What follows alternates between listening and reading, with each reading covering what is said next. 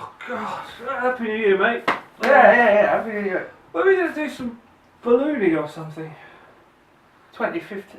Yeah. Something about gas? We're going to go back to school. We're going to go back to school today. Oh man.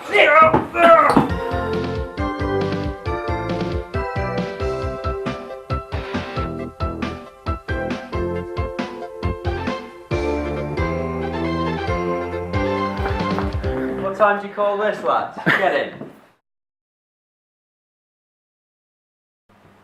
Right, so, you want to send a balloon into space.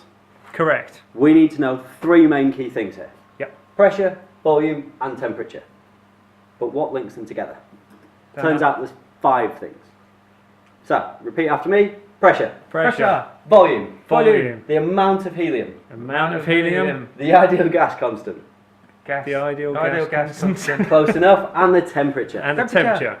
So, we've got the 5 things. How do they link together? Obviously, you've seen this equation. No. No. It was on the previous slide. We'll Yes. try and sort that memory out there. But we have to rearrange it to find out how pressure links in with temperature and volume. Matt. P. Okay. I shouldn't laugh at that shit. Sorry. Right. Yeah. Focusing. Concentrate. Yeah. Concentrate. So, pressure is actually proportional to the temperature. As we get higher up, that temperature should decrease. But more importantly, pressure is inversely proportional to volume. So that means that as we go higher up and the pressure decreases, the volume of our balloon should increase and expand out. Why is that going to be a problem? Do you know what he's talking about? I was hoping you were listening. Because it's going to burst. It'll burst. Yeah. It will get your chewing gum in the bin. Oh, sorry. So we're hoping for it to burst. We've got to get this rubber, we're going to stretch it out, and we're going to provide some stress and some strain on it. And we're looking for a curve that looks like this. Initially, down at the ground, it should be about 1.8 metres wide. As we go up, that pressure is going to increase, pushing it out. It's going to expand, and it's going to do it elastically. That means if you let it back down, it'll just go back down to the same size. We don't want that though. We're going to push it past its limit, we're going to make it burst. It'll explode, which is what we want as long as it's above 100,000 feet. So, if we can tune it right, we get to that point, it bursts here, everything's going to drop. There's nothing pulling it back up anymore. How fast is it going to drop? That's the next problem. We need it to hit the ground slower than 5 meters per second, otherwise you're probably going to obliterate the payload. And we might kill somebody. That's a secondary consideration, yes. So, we know who this guy is, Felix Baumgartner. Heard you've not been too nice to him recently. What we're going to do is think about him. He managed to break the speed of sound. But he didn't do it down in the ground, did he? He did it up high. Yeah. Because there's less particles there to hit him, he has less air resistance, he can accelerate much faster. And your payload should be faster than 5 meters per second up high. As it drops, it's going to pull a parachute. This will add extra surface area. That will increase the size at which the air can stop it, it can drag it back upwards with a force, and that will slow it down. If we make the parachute big enough, we'll get to that magical 5 meters per second, nobody should die.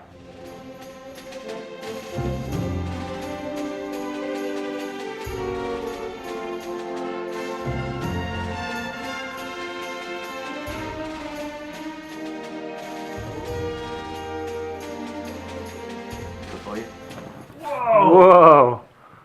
3, 2, 1. Whoa!